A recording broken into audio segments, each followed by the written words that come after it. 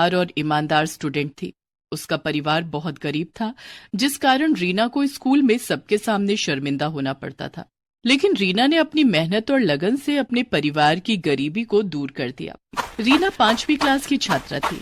वो दौड़ी दौड़ी स्कूल की तरफ जा रही थी, लेकिन जब वो स्कूल पहुंची तो उसकी क्लास शुरू हो चुकी थी। वो जब अपनी क्लास में पहुंची तो मैडम ने उसे दरवाजे पर ही रोक दिया। रुक जाओ रीना, तुम आज भी लेट आई हो। ये तुम्हारी रोज की आदत बनती जा रही है। आज तुम्हें इसकी सजा मिलेगी। लेकिन मैडम, मैंने जानबूझकर लेट नहीं किया। मैं कुछ नहीं सुनना चाहती। आज तुम सारा दिन क्लास के बाहर खड़ी रहोगी। रीना ने मैडम की बात का कोई जवाब नहीं दिया और चुपचाप क्लास के बाहर खड़ी हो गई। दरअसल रीना के घर से स्कूल की दूरी पूरे 5 किलोमीटर थी। रीना अपने घर से स्कूल तक रोज पैदल आया करती थी, क्योंकि उसके पास रिक्शे या स्कूल बस का किराया देने के लिए पैसे नहीं थे। रीना के माता पिता बहुत ही गरीब थे। रीना के पिता सब्जी बेचा करते थे। उससे उनकी जो कमाई होती, उससे उनका गुजारा किसी तरह से चल पाता था। लेकिन रीना के माता पिता रीना को पढ़ाना चाहते थे, इसलिए उन्होंने रीना का एडमिशन स्कूल में करवा दिया था। उस दिन रीना क्लास के बाहर खड़ी रही, लेकिन उसका सारा ध्यान क्लास के अंदर पढ़ा रही मैडम पर था। वो उनकी पढ़ाई हुई सारी बातें अपने दिमाग में नोट कर रही थी। रीना पढ़ने लिखने में बहुत होशियार थी। जब सारा दिन खत्म हो गया तो मैडम ने रीना को क्लास के अंदर बुलाया और कहा, रीना, कल से समय पर स्कूल आना, नहीं तो तुम्हें स्कूल में एंट्री नहीं मिलेगी। और ये क्या है, अभी तक तुमने नई स्कूल ड्रेस नहीं सिलवाई है। तुम्हारी शर्ट में कितने पैबंद लगे हुए हैं। मैडम, मैंने मम्मी पापा से कहा था, लेकिन अभी उनके पास पैसे नहीं हैं। जब पैसे होंगे तो वो मेरे लिए नई स्कूल ड्रेस ला देंगे। ठीक है, अब तुम घर जाओ। रीना के फटे हुए स्कूल ड्रेस को लेकर क्लास की लड़कियां उसका बहुत मजाक उड़ाती थी, लेकिन रीना किसी से कुछ नहीं कहती। रीना स्कूल से पैदल घर आ गई। घर आने के बाद उसने मैडम की पढ़ाई हुई सारी चीजें फिर से रिवीजन की। पढ़ाई से जो वक्त मिलता था, रीना उस समय में सब्जी बेचने में अपने माता पिता की मदद करती थी। वो सब्जी बेचते हुए भी अपनी पढ़ाई करती रहती थी। धीरे धीरे समय बीतता गया और रीना ने 5वीं क्लास की परीक्षा पास कर ली। वो अपनी क्लास में अव्वल आई थी। घर आकर रीना ने ये बात अपने माता पिता को बताई। रीना बिटिया, ये तो बहुत अच्छी बात है। तू खूब मन लगाकर पढ़ाई कर। देखना, एक दिन तू बहुत बड़ी अफसर बनेगी। लेकिन बाबा, इस बार मैं पुरानी किताबों से नहीं पढ़ूंगी। इस बार मुझे भी नई किताबें चाहिए। मेरी पुरानी किताबें देखकर मेरी सहेलियां मेरा मजाक उड़ाती हैं। रीना के माता पिता के पास इतने पैसे नहीं थे कि वो उसे नई किताबें ला कर देते, इसलिए रीना अपने किसी सीनियर से सेकंड हैंड किताबें कम कीमत में खरीद लेती थी। लेकिन इस बार रीना ने किशोर से नई किताबों की डिमांड कर दी थी। रीना की बात सुनकर किशोर परेशान हो गया। किशोर को इस तरह से परेशान देखकर रीना की मां तारा ने रीना से कहा, रीना बेटी, तुझे पढ़ाई करने से मतलब है या नई किताब से? पढ़ाई से। तो पढ़ाई पुरानी किताब से भी हो सकती है। किताबें नई या पुरानी होने से कुछ नहीं होता। नई किताब में जो बातें लिखी होंगी वही तो पुरानी किताब में भी लिखी होंगी, इसलिए तू पुरानी किताब से पढ़ाई कर ले। ठीक है माँ। रीना इस बार भी अपने किसी सीनियर की पुरानी किताब सस्ते दाम में खरीद लेती है। रीना की पुरानी किताब देखकर उसकी सहेलियां हंसकर उसका मजाक उड़ाने लगी। रीना, नई क्लास में भी फटी हुई किताब? इन किताबों में तो कवर लगाने की भी जगह नहीं है। मेरी किताब पुरानी और फटी है तो क्या हुआ? देखना, मैं इस बार भी क्लास में अव्वल आऊंगी। रीना इस बार और भी ज्यादा मन लगाकर पढ़ाई करने लगी। रीना अपने घर के हालात जानती थी, इसलिए वो कभी अपने माता पिता से किसी चीज की डिमांड नहीं करती थी। दूसरे बच्चों की तरह वो लंच में तरह तरह के पकवान नहीं लाती थी। एक दिन स्कूल में लंच के समय, चल रीना, खाना खाते हैं, बहुत भूख लगी है। ठीक है। पिंकी ने अपना लंच बॉक्स खोलकर देखा तो उसमें आज फ्राइड राइस और चिली पनीर रखे थे। अरे वाह, आज मम्मी ने मेरी फेवरेट डिश दी है, इसे खाकर बड़ा मजा आएगा। पिंकी का लंच देखकर रीना अपना डब्बा खोलने की हिम्मत नहीं कर पा रही थी। तभी कीर्ति भी अपना लंच बॉक्स लेकर वहां आ गई। कीर्ति, तू आज लंच में क्या? पूरी और शाही कोफ्ते दिए हैं। अरे वाह। रीना, तू लंच में क्या लाई है? तू भी अपना डब्बा खोल। मैं आज लंच नहीं लाई। लेकिन मैंने तो तुझे अपने बैग से लंच बॉक्स निकालते हुए देखा था, तूने उसे वापस क्यों रख दिया? पिंकी ने रीना के बैग में से उसका लंच बॉक्स निकाल लिया। दोनों सहेलियों ने जब रीना का लंच बॉक्स खोला तो उसमें गुड़ और 2 सूखी रोटी रखे हुए थे। अरे रीना, तेरी मम्मी ने लंच में रोटी और गुड़ दिया है, ले तू हमारा खाना खा ले। नहीं, तुम लोग अपना खाना खाओ, मुझे तो गुड़ और रोटी खाने की आदत है, मैं यही खा लूंगी। अरे हमारा खाना टेस्ट करके देख, ऐसा टेस्टी खाना तूने कभी नहीं खाया होगा।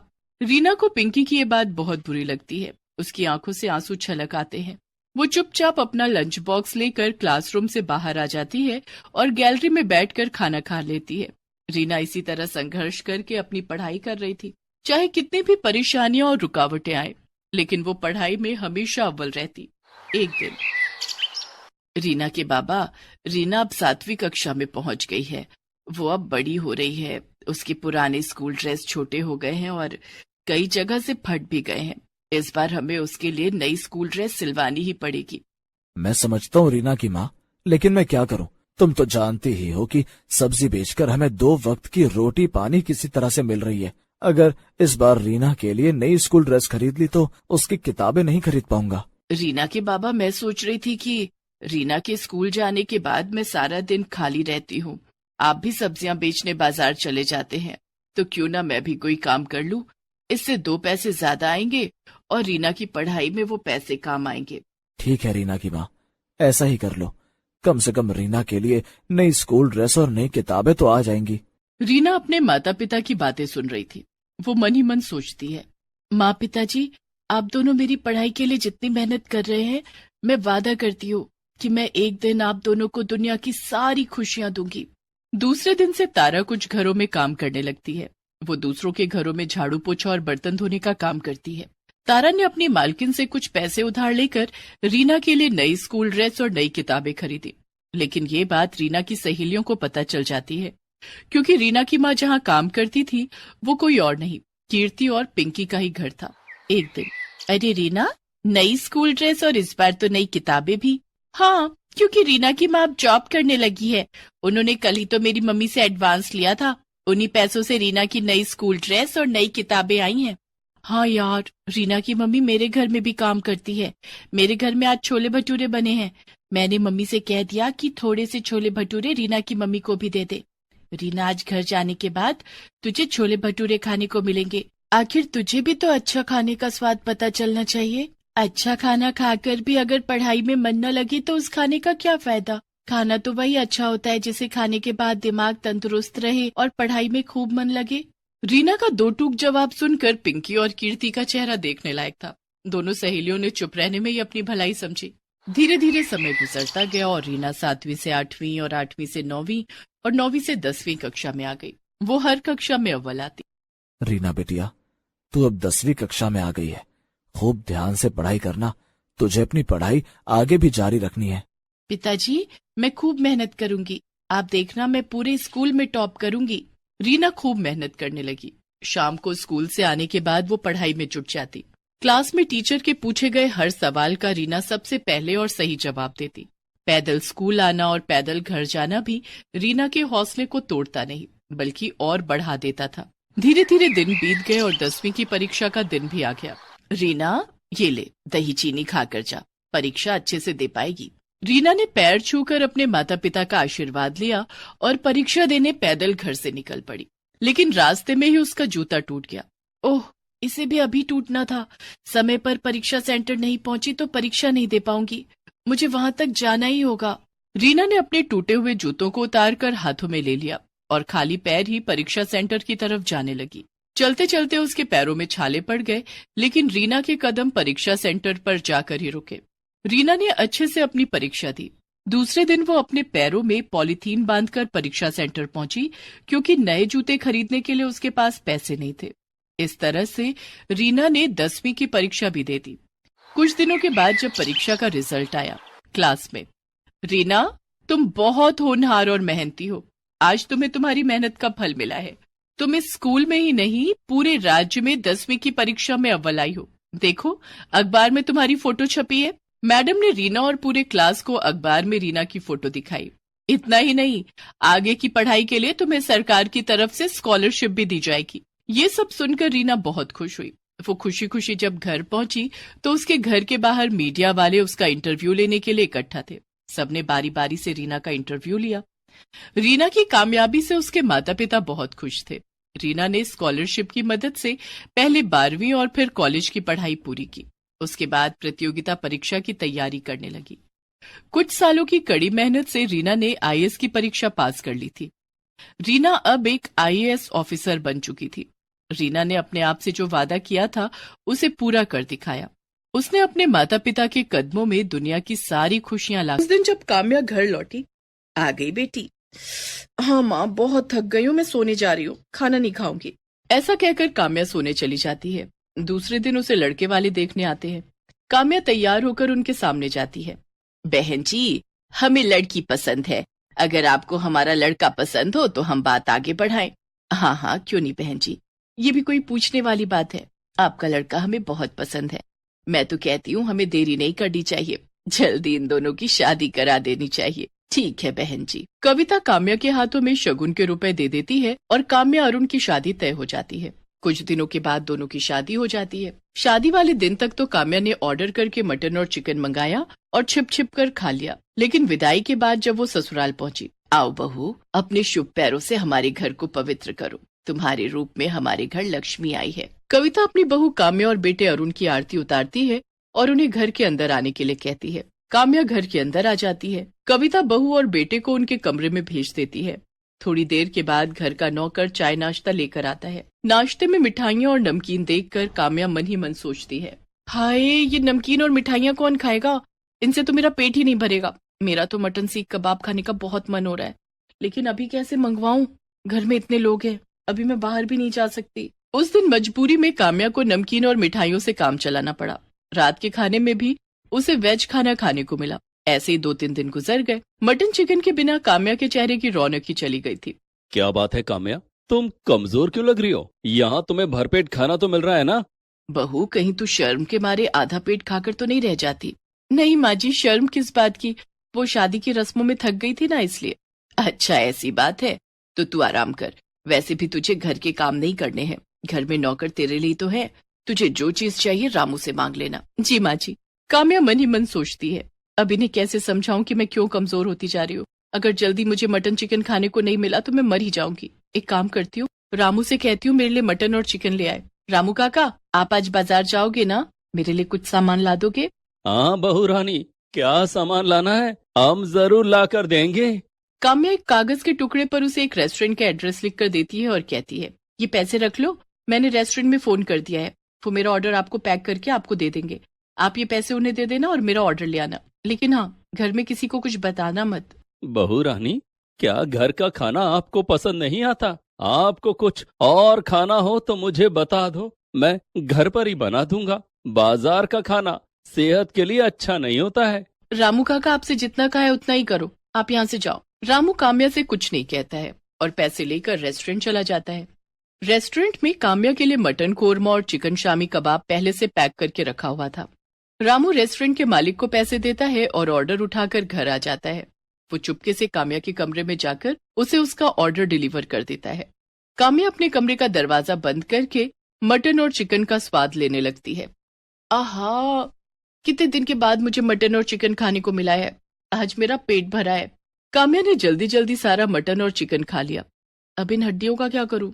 इतने में बाहर से कविता उसे आवाज लगाने लगती है और उसके कमरे का दरवाजा खटखटाने लगती है। काम्या बहू, काम्या बहू, अंदर क्या कर रही है? दरवाजा खोल चल, खाना टेबल पर लग गया है। उफ़ो, माँ जी को भी अभी आना था, अब क्या करूं? माँ जी हड्डियां देखेंगी तो गजब हो जाएगा। परेशान काम्या की नजर खिड़की की तरफ जाती है। वो सारी हड्डियां खिड़की से बाहर फेंक देती है और कमरे का दरवाजा खोलती है, लेकिन तभी खिड़की के पास कुत्ते इकट्ठे हो जाते हैं और हड्डियों के लिए आपस में लड़ने लगते हैं। अरे बहू, कितनी देर लगा दी, सब खाने पर तेरा इंतजार कर रहे हैं और ये कमरे से कैसी बदबू आ रही है? कि बाहर कुत्ते शोर क्यों मचा रहे हैं? बदबू? कैसी बदबू माँ जी? खिड़की खुली है ना, अभी कचरे वाली गाड़ी आई थी कचरा उठाने, उसी की बदबू होगी। कुत्ते भी इसी कारण शोर मचा रहे होंगे। और माँ जी, मैं खाना नहीं खाऊंगी। खाना नहीं खाएगी? लेकिन क्यों? वो मुझे भूख नहीं है, पता नहीं क्या हो गया है मुझे। परेशान मत हो बहू, मम्मी पापा की याद आ रही है ना, चल उन्हें वीडियो कॉल कर ले। जी माँ जी। कविता वहां से चली जाती है। काम्या सोचती है कि सास को अभी तो टाल दिया, लेकिन रोज रोज रामू काका से नॉनवेज मंगवाया तो कहीं घर में किसी को पता न चल जाए। रोज रोज मटन चिकन खाने के लिए मुझे कुछ न कुछ तो करना पड़ेगा। काम्या थोड़ी देर सोचती है, हाँ ये ठीक रहेगा, मैं जॉब ज्वाइन कर लेती हूँ, रोज बाहर निकलने का मौका मिलेगा और इसी बहाने रोज मटन चिकन भी खा लूंगी। मैं आज ही अरुण से बात करती हूँ। उस दिन जब अरुण ऑफिस से घर आता है तो काम्या उससे अपनी जॉब की बात करती है। ये तो बहुत अच्छी बात है काम्या, घर से बाहर निकलोगी तो तुम्हारा दिल लगा रहेगा। मैं माँ और पापा से बात कर लेता हूँ, मुझे विश्वास है कि वो तुम्हें जॉब करने से नहीं रोकेंगे। अरुण और काम्या कविता और महेंद्र से बात करते हैं। वो दोनों भी काम्या की जॉब करने के फैसले से बहुत खुश थे। काम्या अब जॉब की तलाश करने लगती है और घर से बाहर निकलते ही उसका रोज रोज मटन और चिकन खाना शुरू हो जाता है। कुछ दिनों के बाद काम्या को जॉब मिल जाती है। काम्या अब रोज ऑफिस जाने लगी थी। उसके ऑफिस के सामने एक रेस्टोरेंट था जिसमें नॉनवेज के ढेर सारे आइटम मिलते थे। काम्या कभी घर से लंच नहीं ले जाती थी और रोज रोज रेस्टोरेंट में जाकर मटन और चिकन खाती थी। एक दिन, काम्या बहू, तू लंच लेकर ऑफिस क्यों नहीं जाती? सारा दिन भूखी रहकर काम करेगी तो तेरी सेहत पर बुरा असर पड़ेगा। माँ जी, ऑफिस में काम इतना ज्यादा रहता है कि खाने की फुर्सत ही नहीं मिलती, इसलिए मैं लंच नहीं ले जाती। अगर लंच ले गई तो वो लौट कर वापस आ जाएगा। इस तरह अपनी सास से झूठ बोलकर काम्या रोज रोज मटन और चिकन खाने लगी। उसकी सारी सैलरी मटन और चिकन खाने में खत्म हो जाती। धीरे धीरे काम्या का वजन बहुत बढ़ने लगा। घर में सब इस बात से हैरान थे कि लंच न करने के बाद भी वो इतनी मोटी कैसे हो रही है।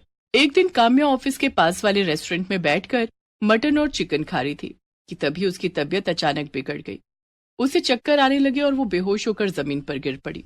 उसके ऑफिस के कुछ दोस्त उसे उठाकर अस्पताल ले गए और उसके घर वालों को खबर दी। अरुण, कविता और महेंद्र भागे भागे अस्पताल आए। वहां डॉक्टर ने चेकअप किया और कविता से कहा, लगता है आपकी बहू रोज रोज मटन चिकन खाती है, तभी इनका कोलेस्ट्रॉल बहुत बढ़ गया और इनका बीपी भी बहुत हाई है। इन्हें बहुत ज्यादा सादा खाना खाना होगा, तभी इनकी सेहत सुधर सकती है। ये आप क्या कह रहे हैं डॉक्टर साहब? बेचारी मेरी बहू तो दिन में खाना भी नहीं खाती है, वो चिकन मटन कैसे खा सकती है? देखिए, ये रोज मटन चिकन खाती हैं, ये मैं नहीं कह रहा हूँ, इनकी रिपोर्ट कह रही है। माँ जी, मुझे माफ कर दीजिए, डॉक्टर सही कह रहे हैं।